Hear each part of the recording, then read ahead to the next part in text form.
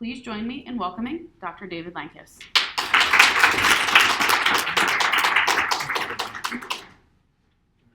Hello all. Hello online. Hello. Hello. Line. Hello. Let me first thank the School of Library and Information, or sorry, Department of Library and Information. Yes. School Yes. of Communication Information, Library Information. Thank you to my Rutgers colleagues and the Rutgers libraries. I apologize once again. I come from USC, which we were the original USC, but I understand how those can get mixed up. I love a chance to get to Rutgers. My father just had the most amazing, hardworking, incredible months at Rutgers before he went out and sold tombstones in Oklahoma, but that's another story. So I enjoy a chance to come to Rutgers and stay just about as long as he did. A couple of years ago, a fellow by the name of Andrew Dillon, retiring dean at the University of Texas, came to Syracuse. And he got up and he gave us a talk like this to the faculty.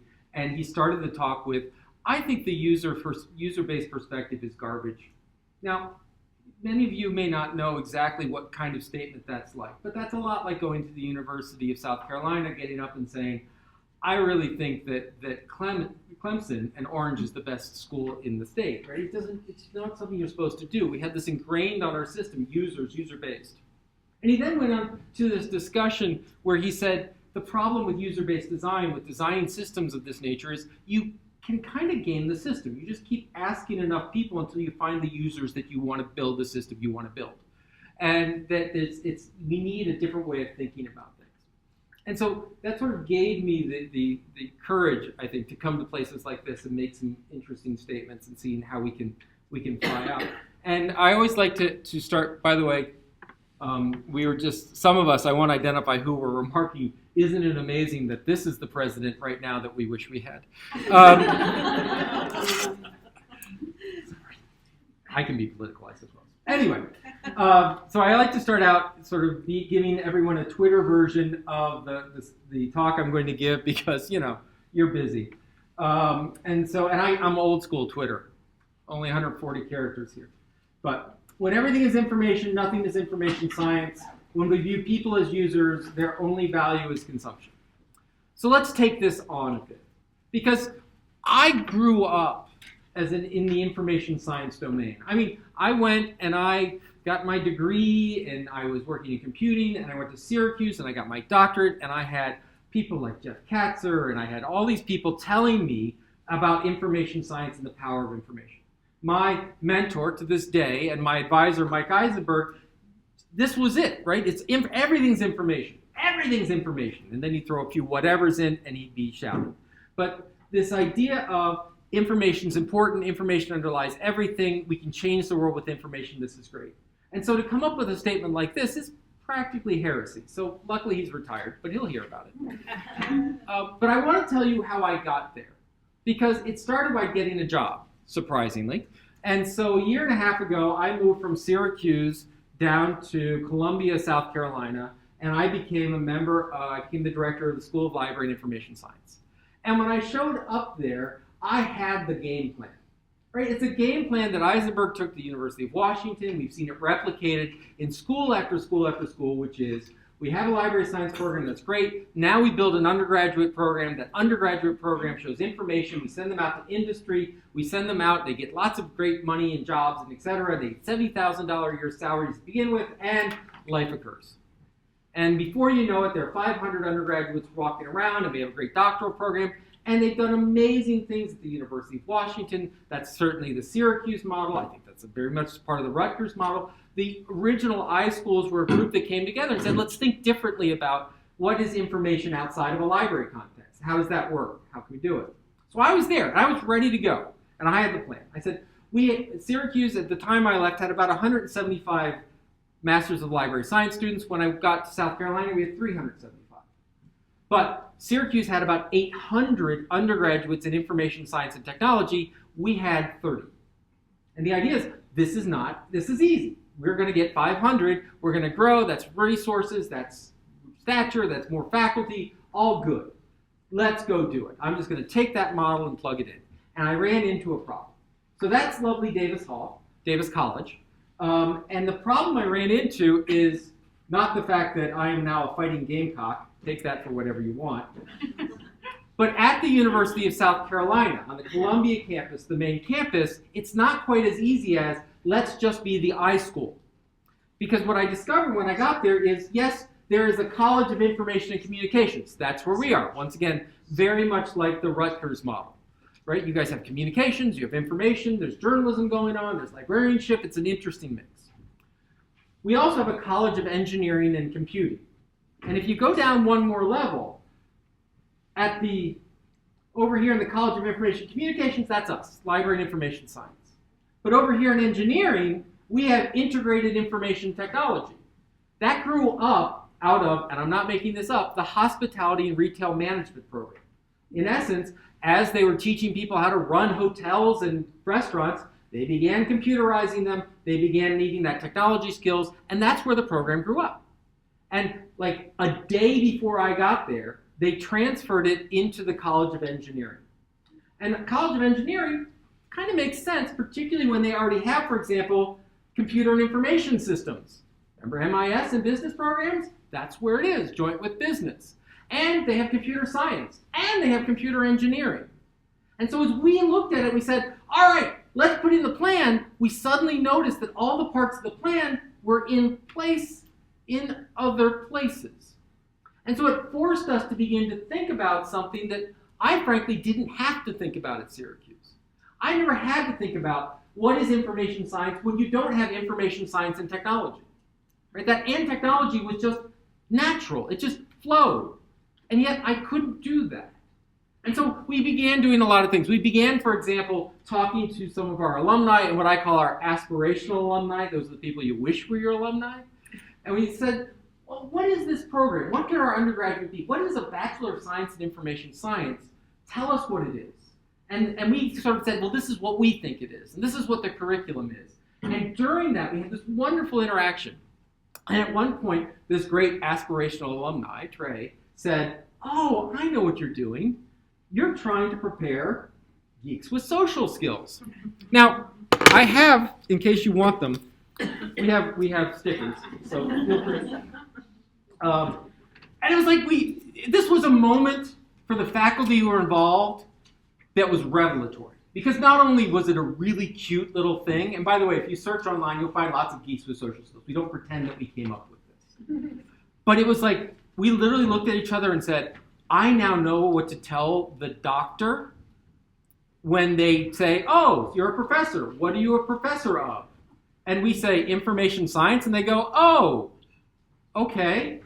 Or you say library science, and they're like, oh, I love books, right? Whatever it is. But we suddenly had a moment where we could say, we do information science. Oh, what is that? I teach geeks with social skills. Literally, I told that to my doctor. He's like, oh, that's cool. Right? And I could tell my dentist, oh, that's cool. I could tell my mother, oh, that's great, right? Suddenly, it gave us a reality to it. We were so thrilled. In fact, we were so thrilled, we had planned 18-foot high banners of this going on those massive columns in front of our beautiful 100-year-old building. By the way, I have to say this because I'm from South Carolina. Davis Hall was named after Means Davis, who was a professor of history, and it was built after the Civil War. So anyway, so I was ready. I was ready. I had put the purchase order in ready. And I got this call from the provost who said, could you run this by the engineers real quick? And I said, sure. So I ran it by the engineers, and the sort of first blush was, hey, we're not in charge of your marketing, feel free. Then I got an email from the dean of engineering who said something to the effect of, if you put those banners up, I'm ready to go to the provost, and we'll have a discussion about exactly what we should be putting up and talking about geeks. And I thought this was an odd reaction. And then I realized there are such a thing as geeks without social skills.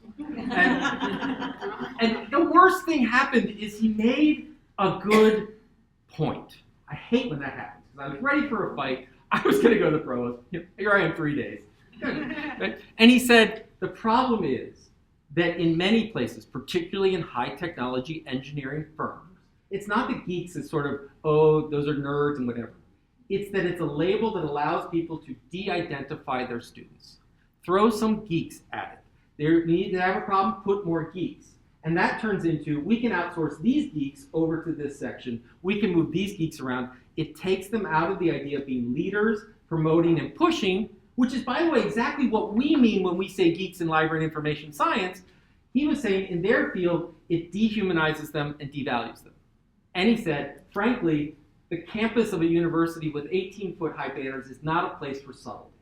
And so it's like, all right, so we have stickers, we use this, it's a great way of recruiting, but we're not going to rub it in our engineering friends' face. I get it.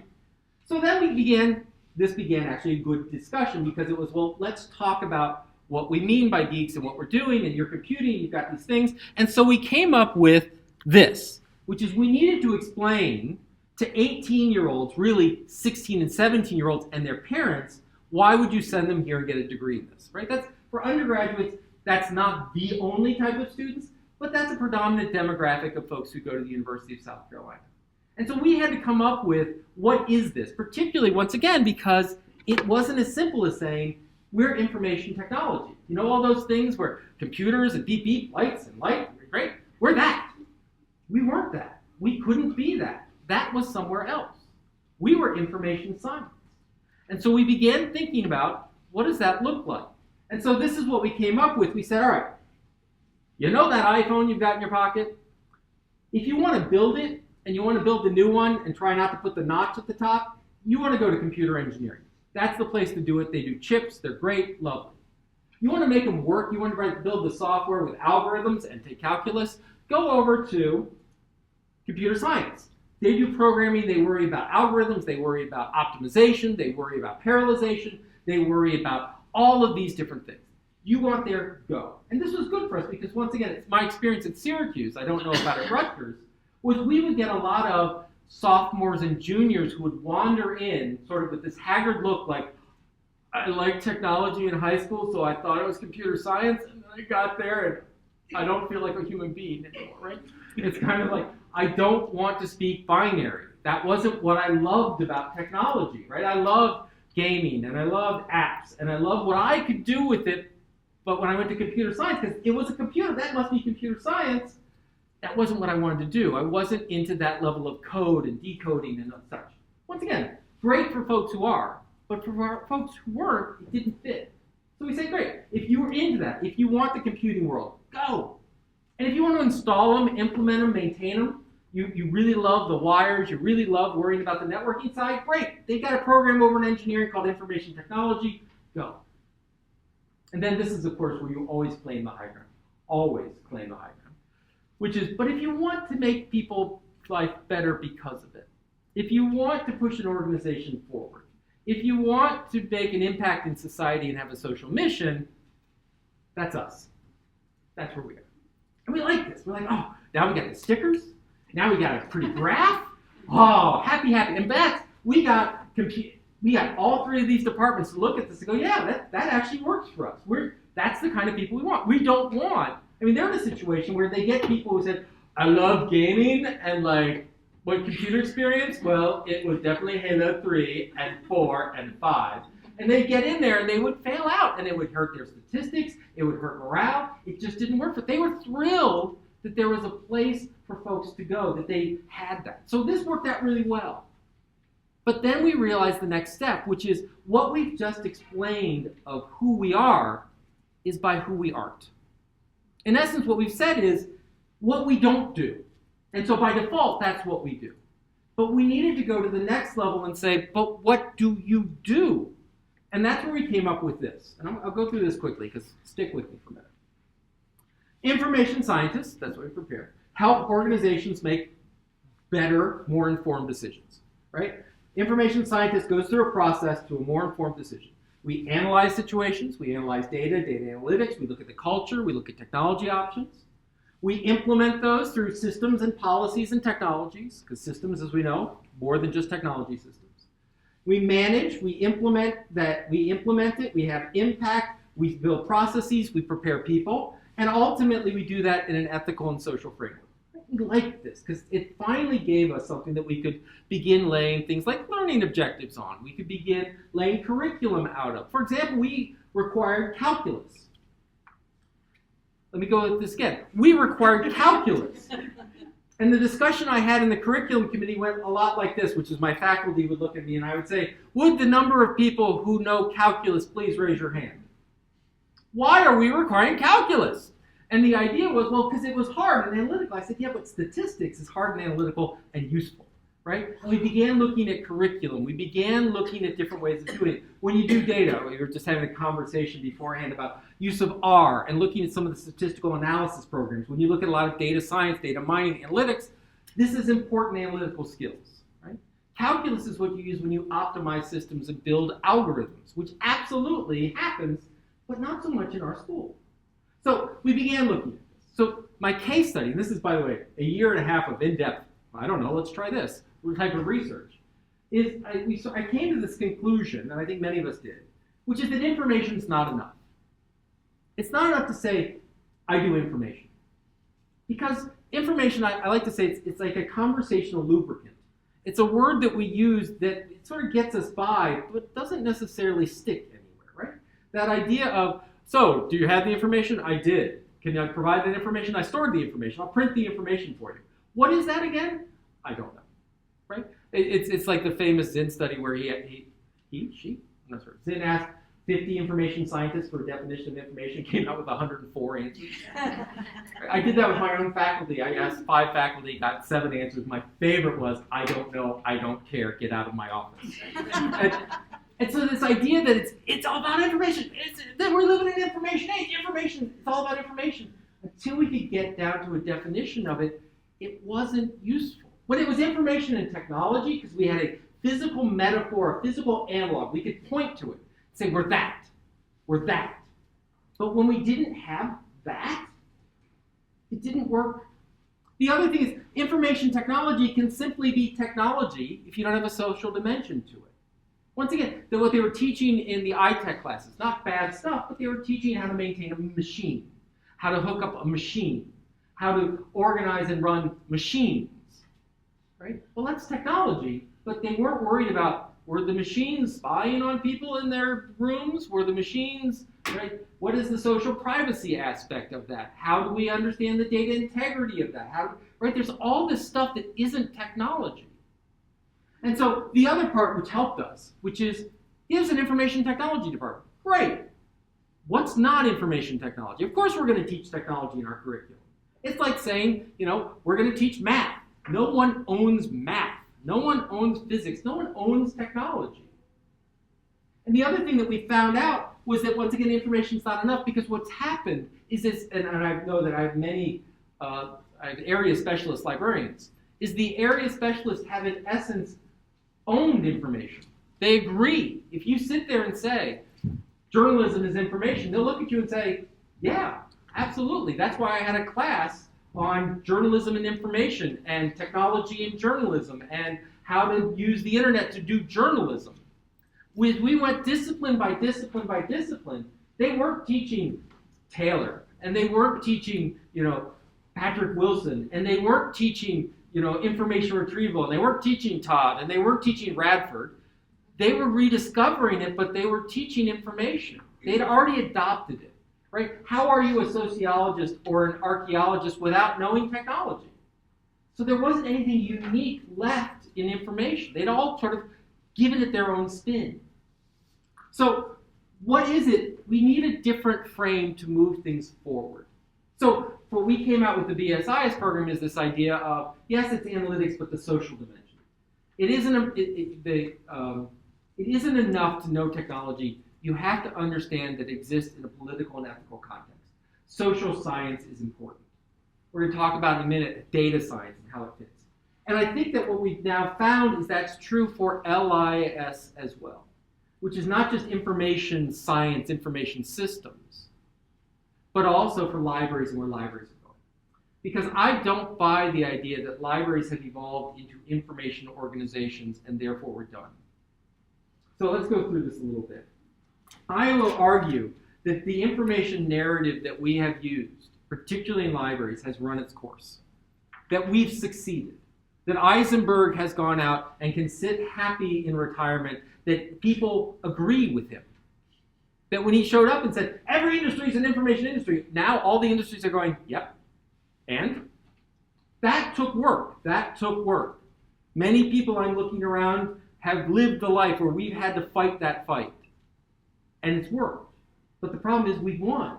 And now it's been adopted and assimilated in those industries. And while we have something to say about them, we're now back to the sort of librarian generalist problem, which is it's great that you have a general view of this, but I need a specific answer. So where do we go from there? I would argue that libraries as institutions, librarianship, has gone through a sort of these macro narratives, what I'm going to eventually refer to here as a school of thought. We've thought about libraries differently. It used to be the humanities lab, that academic libraries, I know I'm going back 13 years, I'm just going to take 2,000 years of history and compress it. Stick with me for a second. Right? That idea that that's where the history professor had their lab and they had a lot of books to do with, that became the library. That the theologian had a bunch of their theological library, etc. And it was an area for the humanities. We then see that, for example, with the social movements in Scandinavia and the social movements, particularly in the United States, we recast libraries, particularly public libraries, as a university of the people. That is, it was a place for learning. Melville Dewey famously said that a public library and a public school are co-equal educational institutions. The kids that we took out of the factories go into schools, and the adults that we left in the factories go into libraries. Right? That's what Carnegie. Carnegie was, let me give the money back before they come and take it. Right? And philanthropy is important, and I'm going to build libraries, and I'm going to build educational institutions, and I'm going to build higher education because people who govern themselves must be knowledgeable. So libraries really became this concept of a university of the people. And when we look at the switch from the 1800s to the 1900s, we see Cutter and Dewey and a lot of folks sitting down saying, now we live in an industrial age and we must standardize. And libraries became about efficiency, efficiency, efficiency.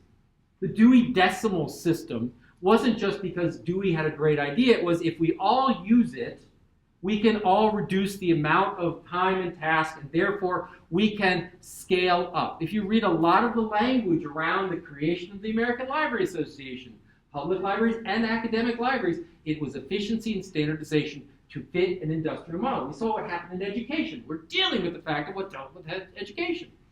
It led to the idea of copy cataloging, and frankly, the decimation of cataloging librarians ever was efficiency, etc.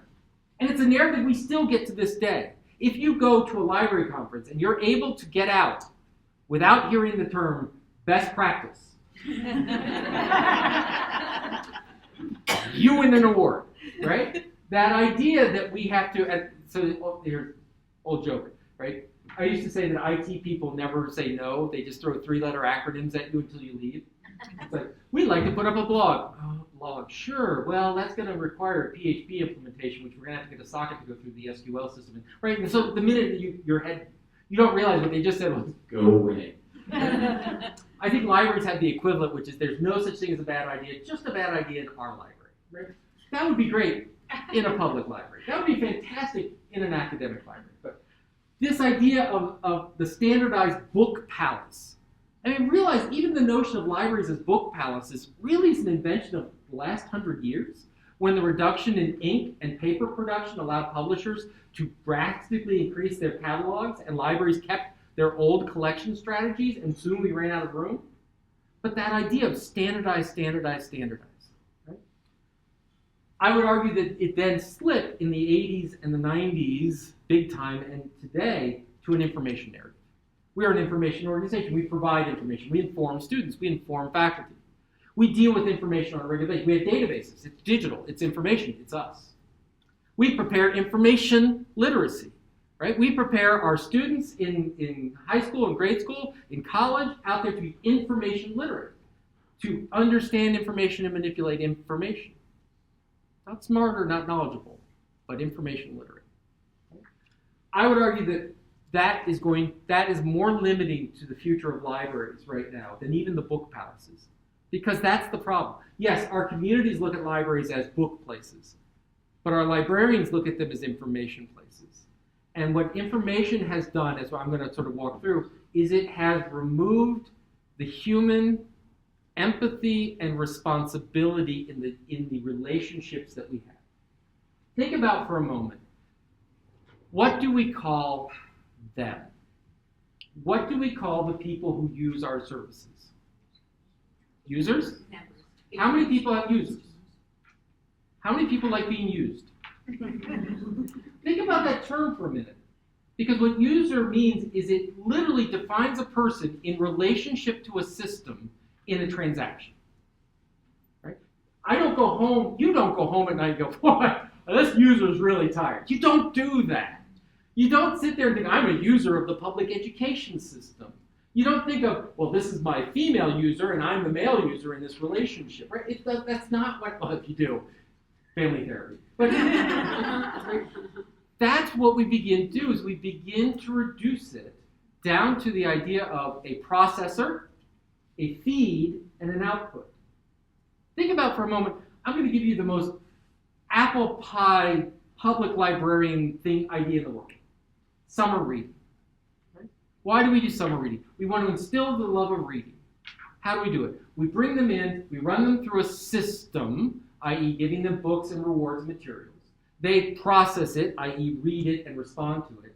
And therefore, the output should be love of reading. Frankly, it turns into love of the gift. But that's another issue. We look at education. When we talk about students as clients, it's the same concept. That is that we have a transactional relationship. But I saw as you folks came in talking about folks online, Marie sitting there going, that's my student, greeting them, knowing them, how's it going, what's happening. There's a relationship there. What a lot of people don't understand when they're students, my son's looking for a college right now. When he graduates in 4 years with a college degree, right, he is almost completely dependent upon the reputation of that university for his first job. In 10 years, that university is almost completely dependent on his reputation as an alumni. That's not a client relationship. That's not a transactional relationship. It's a deeper kind of relationship. But user, information, computer, we keep phrasing people as this idea of someone who uses something, processes it, and spits out. I had a fabulous conversation with the Radfords, both of them at an ACES, where we talked about the idea of we all adopt sort of metaphors that are going on in times, right? Your brain is like a computer, I believe was the one Gary told me, right? Well, it's got memory and it's got processing and storage. He goes, your brain is a bunch of cells and mush. It's only like a computer in the sense that we are applying a metaphor to it. And we see all the places it doesn't work. Well, what we've done is we've taken this idea of information use, computing use, and we've applied it to librarianship, and it's been very effective. We applied to LIS education, it's been very effective. But we're starting to see where it begins to slip. And I'll give you a couple examples. Oh, actually, I have a couple of examples. Data science and analytics. This is a big thing. If you're an information school, you do data science is cool. It's all about data science. Got to do data science. Let's do some more data science. If you want a great, quick read, Weapons of Math Destruction, I highly recommend it. From a former data scientist who sits there and talks about how algorithms are really just encoded opinions that allow people to say it's objective. But it's not. We code them. We code them based on our assumptions, based on the surrogates that we use based on that data. If we look at data science literally as data processing, we lose. One, because it's not unique. What field isn't information? What field isn't data? What field isn't data, right? The business school, well, we do analytics. That's all about us. Or retailing, we do analytics. Or who doesn't do analytics? It's called quantitative methodology. We do data. But what about the social and ethical aspect? What about not only the data management, we were just having a great discussion about data integrity, but the impact of that, the social impact, the ethical frame that we think about that in, the people impact. Don't we have to think about, if we implement this kind of algorithm, who wins and who loses? Who do we enable and who do we disadvantage? Right? We see this in journalism and communications as well. That idea that they're all information now. So where do we go from here? I would argue we need a new school of thought. So I talk about the knowledge school. It's not a school as in an academic unit. It is a school of thought. So this is not to compete with the iSchools. I've gotten so many emails about this, about, Dave, we're working really hard on like the posters and the t-shirts for iSchools, don't screw it up. Or my dean loved, because he was a J school, so he said, well, I got an I school, an L school, a J school, and a K school. I own the middle of the alphabet. This is not about branding. We are an iSchool. We're the world's newest iSchool. We're very happy. We like our colleagues, including Rutgers in the iSchool. We want to contribute and be part of it. We want to get our undergraduates to know what iSchool is. That's not what this is about. This is about what we think about. And so a school of thought, and there's a picture of Chicago, and the reason I bring up the picture of Chicago is, has anyone ever heard of the Chicago School? Yes. In economics, there's one in social science, but the one I want to talk about is architecture. So Chicago is a lovely city that turns out was built out of wood and burned quickly. And after Chicago went through a massive fire, lost massive infrastructure, something very interesting happened. First of all, a Chicago community and identity came back and said, we're going to rebuild it. So there was this mass of people committed to rebuilding. The other thing that happened was that steel production became cheap and efficient, and it was fire resistant. Another thing that happened, a fellow by the name of Otis invented a safety elevator that could now be driven by an electric motor, and so suddenly we could have elevators, though our buildings could be taller because we didn't have to use the stairs. And the other ingredient that happened was a bunch of really interesting, slightly wacky architects moved into Chicago. Some of them at the University of Chicago, some of them at architectural firms, and they got together and they said, why are we doing this the same way that we've always done this? Let's think differently about this. And they began, this isn't the first building, but this is an example of Chicago School of Architecture, and eventually turned into modernism, which is the other buildings, and they began thinking about what could we do with the new technology? What could we do with the new capabilities? What ideas? They were sitting talking with engineers. They were sitting talking with urban planners. They were sitting talking to hydrologists. They were sitting talking to business people, and they began to build beautiful buildings that were tall because they could do it. And they could build them taller and taller, and eventually they realized that they didn't need to decorate them because they're so high up in the air they can't even see the stuff at the top, so they began dropping off pieces that led to modernism. Now this school of thought that began in Chicago as a solution to how do we rebuild a city dramatically changed the world as we know it. Because not only did it create higher and taller buildings, which meant that suddenly businesses could grow larger because they could consolidate a workforce ever larger together. Add to this one other thing, telephony. Now we had the advance of the telephone. And so now you didn't have to travel all the way up, down, or around the country. You could call. And they began to centralize locations. They began to centralize them in industrial cities, which led to urbanization. We're talking about something like 300,000 people every 2 months are moving from rural locations in this world to urban locations. We are seeing a pouring out as farms industrialize, so they no longer need as much labor. They're going into the rural urban centers where businesses and economies are thriving. That's because people got together and said, let's think differently about how we build buildings. That wasn't the only factor, but it was a big factor. So my question to you is, if we step out of this information frame for a moment about what's next for libraries, because I'll tell you the answer. If the information frame, the next thing for libraries is data science. I was on an IMLS review panel. I can't tell you the number of review panels that was all about teaching librarians to do data science, because that's going to be the next one. Because repositories didn't quite work out the way we thought. And virtual reference, I take the blame, did not work out the way we thought. And before that it was, but that's the next thing, because it's information. We need more information. Let's get the information. Stop. What's the next thing? Because I don't think it's data science, but it's not being the computing people. The foundation of this school of thought is around knowledge and meaning, not data and information. So let me give my terms to it. Knowledge is uniquely human. This is knowledge. The books, the materials, the things on the shelves, not knowledge. Results of knowledge, outputs of knowledge, but not knowledge itself. If it was knowledge itself, we could just bring every, 5-year-old in, let them loose for 24 hours in the library. They'd rub up against knowledge in all sorts of ways we don't think about, and they come out being able to read. That's not how it works, right?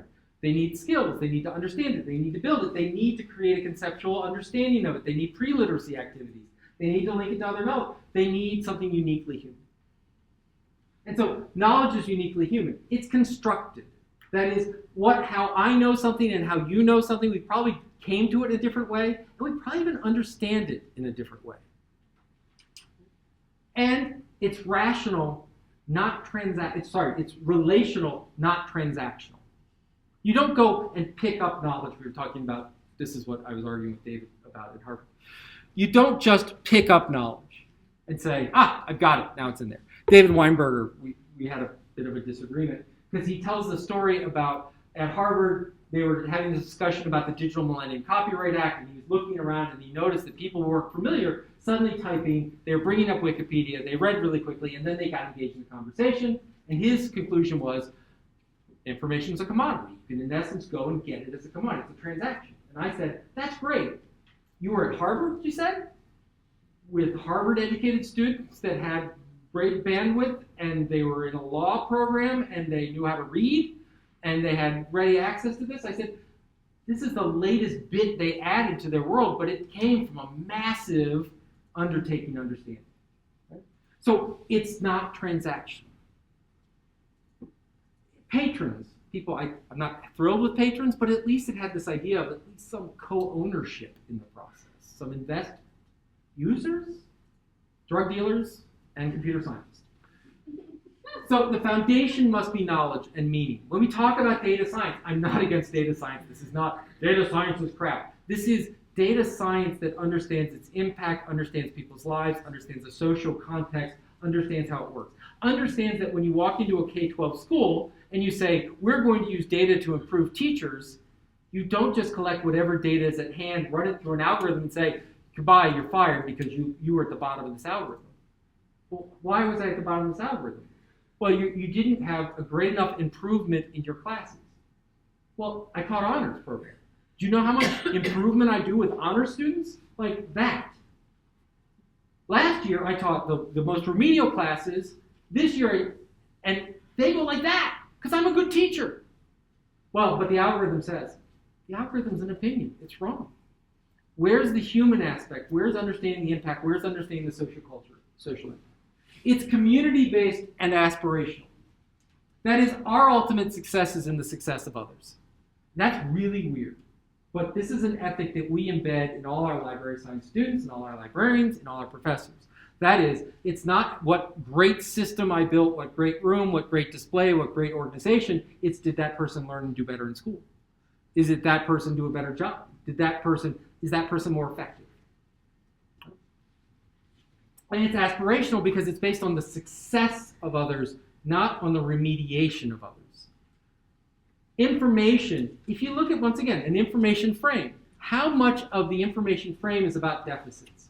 You don't have the right information. You need better access to information. Clearly, you didn't get the information. You're not information literate. That's very different than saying, what can I do that's going to help you move forward? Betsy Kennedy at Cazenovia Public Library had a program where she realized that a lot of kids were coming to food pantries. And she said, if we're going to do literacy with kids, we should go do them in the food pantry as opposed to seeing if they're going to come to the library. And she did. And when she was there, she realized that the parents also needed help because a lot of the reasons why they were there, they didn't have sufficient access to education. So they started education programs, GED programs, things like that. And she gave out, once again, as typical librarian as you can get, she gave out a free book to every one of the students who went through the literacy program. And she gave one of the books to this 8-year-old girl who started crying. She said, what's wrong? And the 8-year-old girl said, this is the first new thing I've ever owned. What she gave her was not a new book and not a literacy instrument and not something to be used. She gave her worth. She gave her value. She gave her recognition. And what took Betsy Kennedy into the food pantry wasn't because kids couldn't read and people didn't have food. It was, if kids could read and people had food, imagine what this community would be like. It wasn't an information deficit. It's a compassion deficit in some ways. So, aspirational. And this is the biggie, proactive. We seek to improve society. We have a societal mission. this I know it sounds like a no-duh thing, but when I began talking about this back in 2010, I had many academic librarians who looked at me and said, my job, not my job. I said, your job is to help people learn. No, not my job. I said, yes, why are you here? My job's to get the professor what they need. Their job is so they learn. I said, So you have no responsibility then? No. So the value to this campus is preparing students, and you're arguing that you don't have direct value to the students. This is a problem. But it's easier that way, right? It's easier if we say, we provide the information. Look at, once again, the efficiency model. When we look at reference and modeling, once again, I'm a huge fanboy of Marie Radford and information encountering the social context of information because it's not a transactional understanding of this. I've learned a lot from that. Because, once again, it's not, I give you the information, good luck. Did it help? Did it make a difference? Did it change a life? Why are we bringing dogs in during finals time? Well, one, to terrify the students who don't like dogs. Right? Because we understand that and a student, at that point in their life, could well break. And they're not going to break because chemistry was too hard. They're going to break because they don't think they can do enough to understand chemistry. And that's not just about the book. It's also about understanding themselves and their value and their worth and their time, and I'll listen to you and I'll be here and support. Now, I know this sounds really warm and fuzzy, but that's what people are. We're warm and some of us are fuzzier than others, but being proactive and saying sometimes that happens in a building, sometimes that happens in a food pantry, sometimes that, right? We have a literacy initiative. Oh, I think I get to that. Some examples. Natural disaster. When Hurricane, which was the one that came up to New York and had a good time? Sandy. The libraries were open to allow people to recharge and power because their connection to their family was that device. Even when librarians their own homes were destroyed or flooded, they opened the libraries. We're there for you when you need help. In South Carolina, when we had our 1,000-year-long flood, FEMA set up in public libraries, not just because they were convenient, dry places, but because they were community-trusted hubs. People came in and could meet. They took bookmobiles, they stripped out the books, they put water on them, and they drove them around. They began to understand what it took to do that.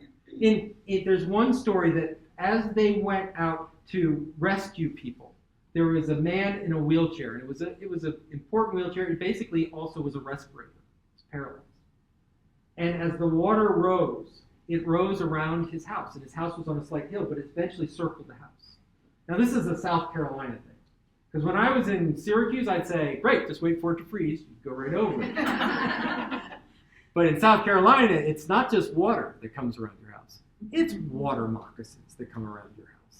Yeah, they're poisonous crap. I'm telling you. I saw an ant. It was beautiful. They said, oh, no, we call those cow killers. I'm like, great. The rescue boat shows up. It's a big pontoon boat, whatever. They can't get the guy in the boat. And the guy can't go without the chair. They had to drive off and hope, and by the way, the water stopped. Now you sit there and you go, that's not my problem. You know what? That's your community. What can you do? How can you identify it? How can you fix it next time? How can we as information scientists do things like understand universal design and apply it to rescues as well as interfaces and sidewalks? How can we look at data? So we have data scientists on faculty, Amir Karami, who looked at Twitter feeds. And he was pulling Twitter feeds in real time to identify where first responders needed to go. Data science, yes, with an impact, with a social mission, with a reason to be there. When we look at something like literacy, cocky. We're the Gamecocks. That's cocky. South Carolina, the motto of the education department is, thank God for Mississippi. All right? We have something that's literally called the corridor of shame. It was a documentary. That there are places that as they brought broadband out into these places, they couldn't install the machines because the machines would be waterlogged with the rain because of the hole in the roof. That they brought them in, and so there are literacy areas that are just frightening. When Boeing relocated high-tech manufacturing in the Charleston area, they went to hire high school folks because they only need a high school degree to get the manufacturing jobs.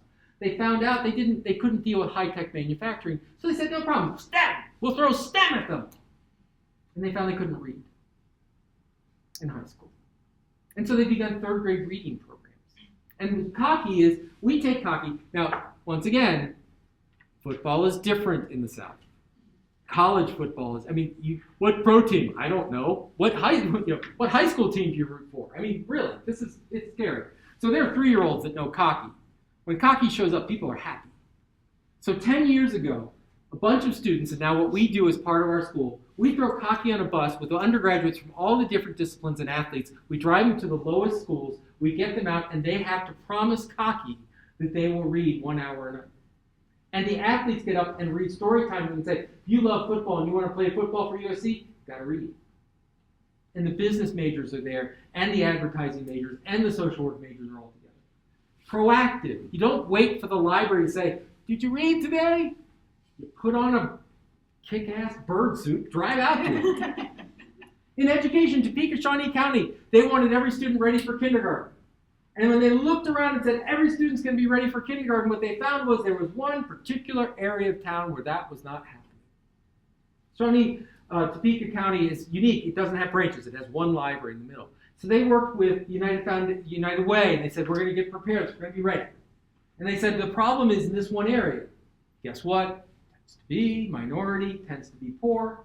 And they found out the main issue wasn't did they have the programs for them. They couldn't get to them. So they worked with buses. And they sent busing and created bus lines to bring them in and out. And when they couldn't get there, they sent the librarians out to do it. And when there weren't enough librarians, they took volunteers from the community, gave them literacy training, and sent them into the streets to do it. They were just written up in Library Journal of the Year, I think, this year, for doing this. They have as part of their strategic plan, literacy. The Richland Library just won the IMLS Award, right in Columbia. Their strategic plan that says, we will manage things well, we'll do great. But there's a whole section of that strategic plan that says, we will fight poverty, we will have a diverse working economy, we will facilitate understanding among a diverse community. They have what they call courageous conversations. They have 60 and 70 people showing up in the library to discuss race, discuss voting rights, discuss immigrations. Black, white, old, young, Latino, they're all there. A library is doing that. A library is not neutral. They say, this is what our community needs to know. Right? Yeah, this is a good one. In Philadelphia Free Library, homeless population. Huge homeless population coming into their main library. They sent out a sort of SOS several years ago. How do we deal with the homeless problem in our library? You know what the answers they got from many libraries? Here's how to enforce vagrancy laws. This is how to put pigeon strips on any flat surface to prevent them from lying down, etc. The librarians said, the problem isn't with the homeless. The problem is homelessness. And while we're not going to be able to solve it, by God, we're not going to ignore it. So they built a cafe. You're going, huh? They built a cafe. The cafe was funded by a major bank. The coffee, equipment, and barista training came from Starbucks. All the food came from local bakeries, so they weren't in competition. And the staffing was done from a homelessness to work organization, so they had jobs and they could show and build and create this. They invited civil services. They invited all these folks into the library. Is there homelessness in Philadelphia? Yes. Did the library ignore it? No. And I can show academic examples. We can talk about special library examples. But these are just some of them that says the mission, our mission, what we're here to do is to improve blah, blah, blah, blah, blah. Put more simply, our job as librarians, our job as information scientists, our job as a knowledge school, a knowledge school at Rutgers, a knowledge school at South Carolina, a knowledge school at the Richland Public Library, a knowledge school at the Rutgers Library, a knowledge school at the Philadelphia School Libraries, a knowledge school that involves internationally what is the next step. It is not data science and the next bit and virtual reality and augmented reality. It's creating a world that our communities deserve. We started with a throw-off joke about George Bush. Is this the world we want to live in? Sorry to throw a heavy one at the end of this, but for a moment. Is this a world that we want in Charlottesville? Is this a world that we want in Las Vegas? Is this a world that we want in the corridor of shame? I don't think it is. And I don't want to blame any one particular person, though I do often. But you know who's really to blame are the people who said, this is not the world I want to live in, and then don't do anything about it. And it's, how do we get out there? How do we serve these people? How do we support these people? Rutgers is a state university. Dee and I were having a brief conversation. The love of the fact that it's not just the undergraduate. She's dealing with physicists and Nobel Prize winners and someone off the street. And they all are coming here as a place to learn and get better. I mean, that's the thing. They're not coming to our libraries to be informed. They're coming to our libraries to have a better life.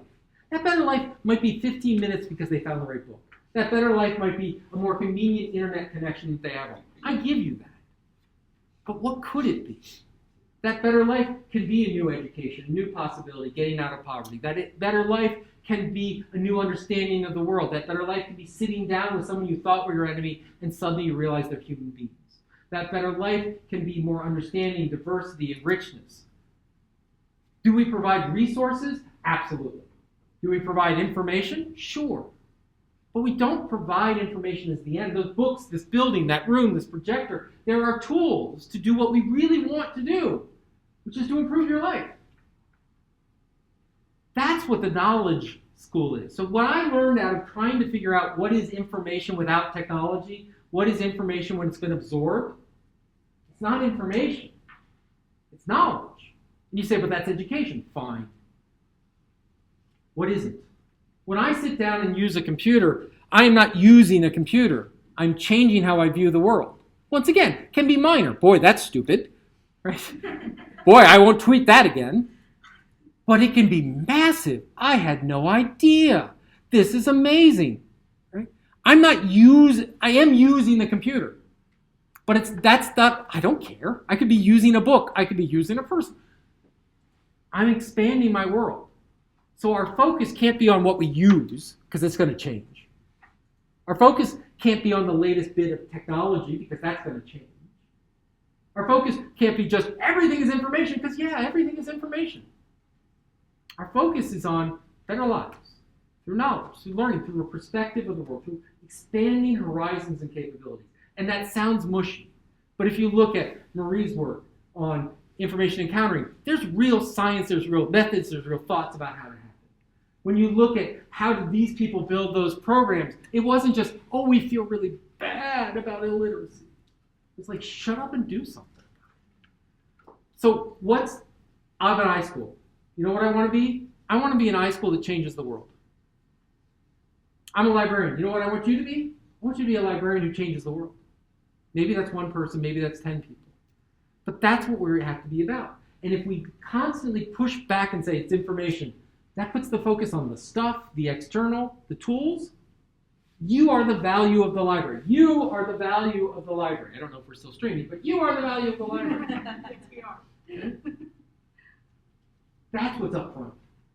When someone comes and says, we are going to data mine the hell out of your people, you're going to stand up and say, could I have a discussion with you about privacy for a moment?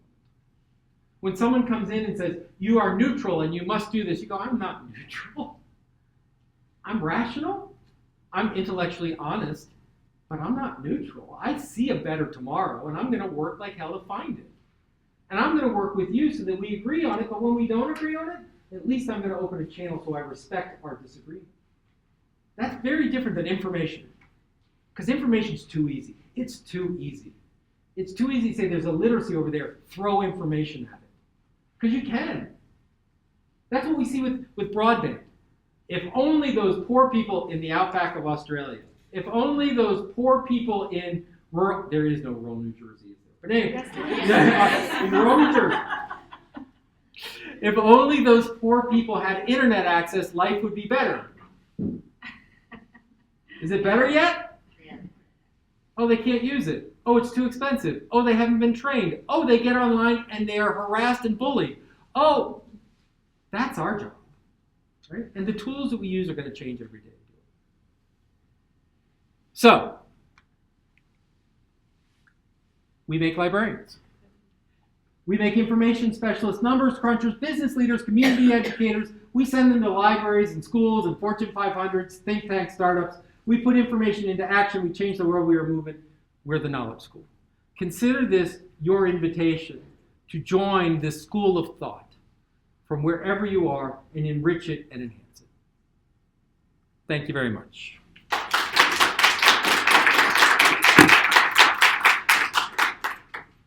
Questions, comments, thoughts, improvements? Dr. Radford.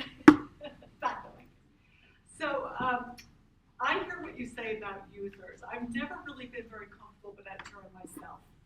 But the American Library Association, way back when, they decided that readers, so early in library history, Yep. we were called readers. Yep. But they rejected that because if you came in and had a meeting in the library, or you came in a community group, Girl Scouts or whatever, that it wasn't embraced. Right. Reading is Wasn't a specific inclusive. activity. Yes. And then patron was because earlier, Ben Franklin and all that, before the Free Public Library of Philadelphia, Right. you had to pay as a patron, Right. So what do you suggest is the term other than user? I like people, but actually, this is let me walk that through. People is also very general. I know it is. So here's the 5-minute version of this. It starts with Joan Fry Williams in a consulting moment where they were trying to write a strategic plan, and they came to, what do we call them?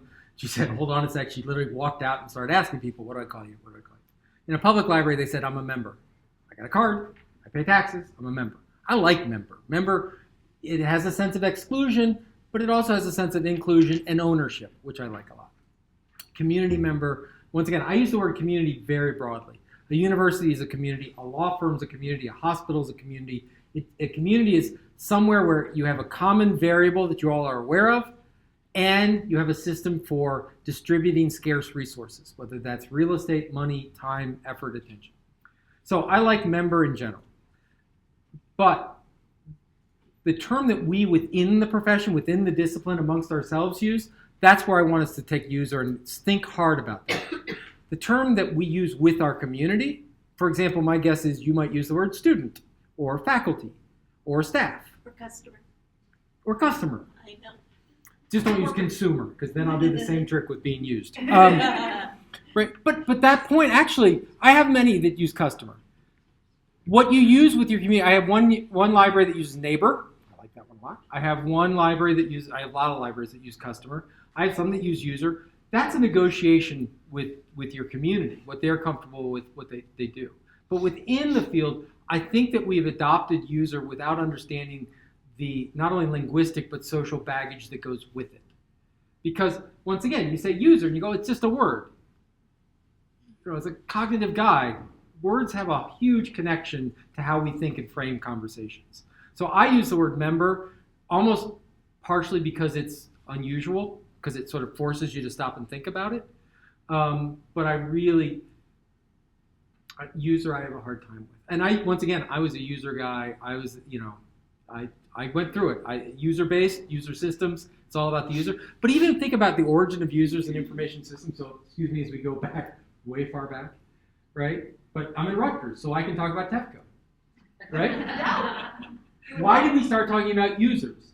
Because TEFCO said, we need to start thinking not just about the system perspective, but the user perspective, and that became language within the ACES community, within the information science community. We began to adopt to mean not just what a computer can do, but what a person can do. Then Taylor picked that up with value-added systems, and he talked about methods of value-added systems. That became, at least on the East Coast, a widely adopted system. But once again, even that original definition of user in our own field came from a response to a system. It was a way of saying, focus not on the system, but on the user of a system, not of a person. It's only now that we're starting to talk about, what is it, HCI has been renamed recently, I understand, instead of human-computer interaction, it's now human-centered computing. Right? It's that back to the idea of human person being. I mean, we may not like it, but at least it's this understanding that it's more involved than a transaction. Reference is the same thing. We know, I get a lot of questions still to this day, I'm sure you do. What's the future of reference? The answer is instruction. The answer is to see whether it's a one-on-one 2-minute consultation or sitting in front of a class or YouTube on data science or just wandering around. We understand that what we're doing is not, here's the material, walk away. I need to know about you. I need to know what you need to know. I need to understand this so that I can, in essence, shape a bit of instruction to you in a very concentrated See, I thing. disagree. Fair enough? I think the future of reference, in a word, is collaboration, not instruction. Toward what end? No, I like that. You're right. This is good. I learned. Because instruction implies that You're absolutely right. the whole, I'm, It's right. where I'm entering into you, I'm going to instruct you, whereas rather than we're going to collaborate together and also open it up more. Anyway, that's another. No, but it's good. No, I love it because it's knowledge is constructed, is conversation, is interaction. So you're absolutely right. Once again, use of terms matter, and so I'm learning. But I think that we often use terms. I mean, how many times we talk about users? We talk about data. We talk about processes. We talk about transactions. No, you're right. You know, You're right. do we talk about collaboration, collegiality, interaction? And we then structure our whole systems, and this goes back to Dewey. So my public librarian friends, how many times do we have to report numbers that we don't care about? How many people through the door? What's my gate count? My favorite has always been circulation. Our circulation's down. Hold on a sec. I'm going to go check out 100 books. We'll be fine. Okay? What we really want to know is how many lives have we transformed? I'm sorry. I was going Yes. to say, I find this a little idealistic because I think most of us got into the profession. I've been a librarian a long time, and that's what we wanted to do. But Yeah. of course, it's how many one-shot instruction did you teach? How many? So somebody in the chat room the other night said, "You made my day. You know, you helped me, and you made my day." And I thought, well, that's really much more meaningful to me, and I don't care if I did nothing else Right. during the day. But that's not reportable in terms of our performance or whether we're, but those are the kind of things that drive you on, really. And so I said to them, well, you made my day too. So I mean, because really that's the way it goes. But that's not the gold standard of the actual workplace and what we do. It is how much did you do, how many reference transactions. Even if you just said one word to a bunch of people with a nasty voice, that's 100, things versus some making someone's day. Yep. So it's a little bit, I think you get into it for that, but in the reality of it's a little. I'm the co-author of a book on digital reference statistics and measures with Chuck McClure. It's very thick. It has lots of measures, and I would say that most of them don't matter. You're absolutely right. And so the question becomes, back to this idea of transactions and information. In data-centric world, what I can quantify and is almost more important than why I quantify it. And we don't want to get there. That's an extreme statement. But I make it so that we can constantly reflect. What we need to do in order to move it from idealism to reality, to make Dee's life real, right? Because it's lovely to say that, and I'm sure we all agree. As you said, we all got into this. But you're going to have to go to a provost, you're going to have to go to a budget meeting, you're going to have to go and report. I get it. What measures have we developed that are better? And the answer is, well, we haven't developed any. Now's a good time.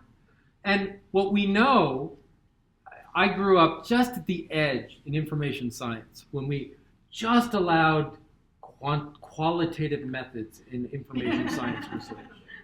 The guy right before me, Bill Mimoen, brilliant, had a chapter 3 that was 100 pages, and it was 100 pages that more or less could have been boiled down to, it's okay, I can talk to them, right? And you can trust me. And so every doctoral student afterwards literally just took his chapter 3 and plugged it in. This idea of qualitative methodology. Data science, there is great use for data. The problem is when we pick surrogates that don't make sense and how we build them into algorithms, right? Being able to talk about, for example, have we talked about reach? In public libraries, how many card holders are there? That's at least an attempt to talk about reach. Some level of perception. The idea of engagement. And engagement, you sit there and go, well, I can't count it every one. You don't count everyone. You sample. We do this all the time. You sample, you do in-depth, you do qualitative, you do focus groups, you bring in, there are other ways of doing it. And what we realize is that we live in this cybernetic system. Now I'm really going back, where there's feedback. And what we realize is whenever you say, but we need to provide this because that's what they want, whether it's my boss, whether it's a board, whether it's whatever, realize that the reason they want it is because at some point they were trained to want it. They were taught that that's what it was. And so what happens is we need to go back into that cycle and revive it. Because I've been on boards of public libraries. You know what happens every summer? Our circulation stats are down. Clearly, there's a problem. We must mark it. You're like, wait 2 months. They'll come right back. Because it's cyclical. And we didn't train them, right? So a better way of presenting that statistics is the rolling statistics and magnitude estimations, etc. So I hear you. And you asked the right question, which is, okay, how do we begin to measure impact and not transaction? How do we begin to measure relationship and not transaction? And I wish I had the right answer. We're working on it. You're working on it. We're all working on it. My school library folks are working on it. And we need to continue to do it. And it's the same thing that when we train our communities, be they professors, be they housewives, be they doctors, be they plumbers, whatever, when we work with them, we always complain, well, they look at us as the book people. That's because there's a conversation going on somewhere that conversation's not moving ahead. Same thing about how, so what I run into is, we're going to build a makerspace. Yay, we're going to build a makerspace. It's great to build a makerspace. And the community goes, why? That's not a library. And if the answer is because other libraries have done makerspaces, that's not a good answer. If it's, we're about learning and people learn by doing and hands-on and not just what they read out of books, but we do that too, that becomes a conversation. But I think it's interesting how, I'm in a management class and there are people from different concentrations, and I'm talking about libraries, our last class, and a lot of the people in the class were data science or IT, and they just really don't seem aware that libraries are innovative in any way. When let us all the remember. reality of the fact is that a lot of new technology pops up there first. Yeah. Let's remember that the World Wide Web was literally invented to solve a scholarly citation problem at CERN Labs in the library where Tim Berners-Lee was working. No, you're right. But here's the thing. Have we given them a new narrative? John Palfrey, love John Palfrey, wrote a great book, Bibliotech, go read it. He talks about nostalgia. And he says one of the main problems that libraries face is nostalgia. That is that a lot of people formed their idea of a library when they were 10 years old, 30 years ago. And that nostalgia is holding it back because they want what they thought they had, and they don't have something to put in place. He says we need a new nostalgia.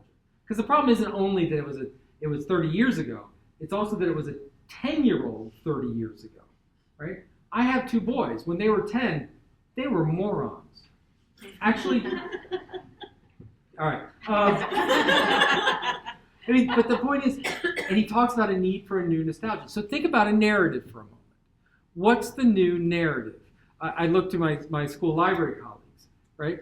The narrative of it's the place to send the student, it's the maple. I don't even think if anyone knows what the hell a maple is anymore, but it was the special, right? The art and phys ed and library and whatever. And you want to be the partner and the research partner, et cetera. How do we build that new narrative? How do we make something that's compelling? Right now, the narrative that has worked, it has worked in many ways, in particular in academic libraries, particularly in special libraries, is the information narrative. We provide you with the connection, the data, the information. We bring the data. We help you compute it. We do it well. We do it fast. Come get us. Technology is cool. We can get it at your fingertips. It can be mobile. It's awesome. It's a great narrative. It's a narrative that is driving a lot of economic development in this country, in China, and the world market. But look at the narrative now that Google, Microsoft, Apple are adopting. Because it's no longer it's cool, it's amazing, it's faster. It's, let me show you what has happened in a hospital. Let me show you the social impact it has. Let me talk about the jobs that we create. In other words, even the high-tech industry has realized that the narrative of newer, faster, better, faster computing needs a human angle to it. And so, I am a pragmatist to my core. trust me when I tell you that I want a social mission. One is an idealist, but I also want a social mission so that I can say, you know those people who wrote the code for VW to do Dieselgate? If they were my graduate, I would hope they would have an ethical frame that they wouldn't. Right? That gives me a whole different narrative of compiling it than I can give you information processors. I can give you people who can process data quickly. I can give you ethical people who understand the human cost and impact of data if not used properly, and the advantage and where we can take your organization, for-profit, not-for-profit government, if they can do it properly. That's a different narrative that I can begin to pull together. So you're right, we have a narrative problem, but I think the information narrative within the field is one that's limiting us. We need to push it forward. Right? What's the next thing for LIS? It's not more, right? It's the thing that we want to say, but it's like that Geeks with Social Skills. It's something like, aha, we were able to step out of the confusion and say, there's a narrative that I understand and others will understand. What's the new narrative for libraries? Is it the data place? Is it the study place? Is it the community learning place? Is it the social responsibility? Is it the living room of the community? In Europe, they call it the new piazza. To me, the answer is yes, but it's not just because we're happy into it. It's because we're focused on knowledge, impact, and people's understanding of the world, not the tools and things and whatever that lead to that change. Anyway, we have time for one more question. Ross is about to pull out a book. Yes. It's actually not a question, it's more a statement. And it's because of my background as a specialized librarian in corporations. Yes. A number of years ago, Larry Kruzak spoke to us. Actually, it was 1995. He had written an article, actually with Tom Danforth. He had written a book on knowledge management. Mm-hmm. And in front of all of us, he said, and we were all information professionals who were, working in corporations, and the big thing was searching, transactional searching, federated searching, and reference and things like that. And one of the things that he said to us, which made an impression, was, what does a chief, your CEO do when they have to get an answer? He said, do they look on their computer? Well, it was computers were just coming in. Do they look on their computers? Do they look at a book? What do they do? He said, they call someone. There has to be a trusted individual that they call. And in order to be able to form that trusted individual, you have to, that person has to do the outreach to that CEO or to that anybody. And this is not something, I went into a big tirade about this some years ago, about how we have lost in corporations the title of Chief Information Officer. Right. That went to somebody else who was doing exactly what you're talking about. We lost it. Yep. Okay? But that Chief Information Officer does not want to be the person that can answer what that CEO needs. You have to be able to go down and you have to make that emotional contact with that person. So it truly is an outgoing kind of a thing, even in a corporation. Yeah. And you also see it in public and in academic libraries. So what you're saying to make a community is very important. Otherwise, we lose our positions. That can be outsourced. And the people who are all around us, who are in research or in marketing or any number of other areas or departments, will take pieces of what we do. They'll take their part of it, not understanding that it's more than that. We are greater than the sum. We are more than the sum of our parts. Right. Absolutely. What she said. Sure. Thank you. You're welcome. Hello everyone, and to our online students, I gather there's quite a host of you. We're delighted. Sorry. To our online students. I'm Josh Todd. I'm chair of the Department of Library and Information Science, and for all of you are here, we've been truly, we first of all want to welcome you and thank you, Dave, for being here. We have many friends at Rutgers, and we are grateful for the wonderful input that you have given to us tonight. I always have the job of rounding off and bringing to a close these colloquiums, and I dearly love that responsibility. There was one moment in your wonderful conversation with us, Dave, that resonated with me. I thought you were channeling my dearly departed mother, where you said my twin brother and I would come home from school, we would talk endlessly while there were important works to be done on the farm. And my mother would often say, "Shut up and do something." That's a line from your talk. But I do want to say, and I probably will sound horrible by actually coming back to one of the millions of meanings of information. I too come from a cognitive tradition, and information to me goes right back to the Latin and Greek origins of the word, which is informere, inward forming.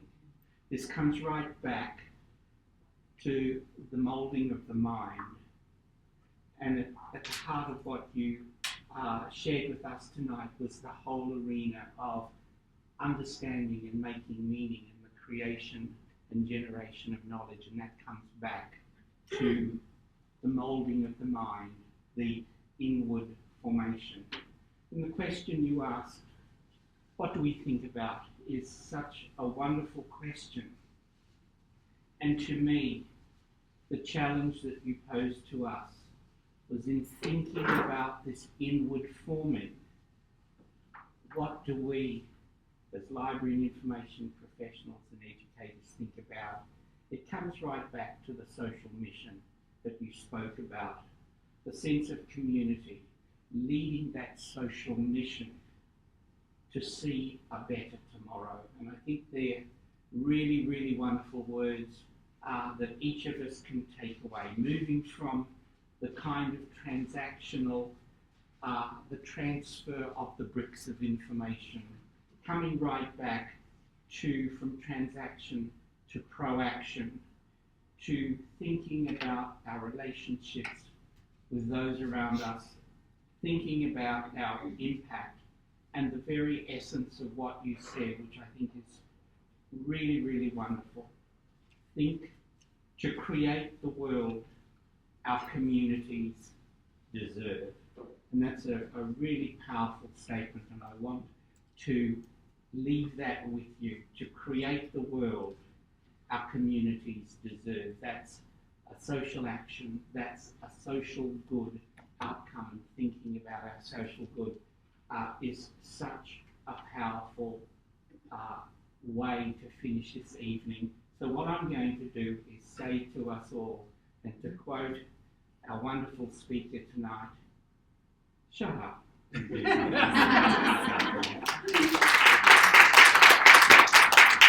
something.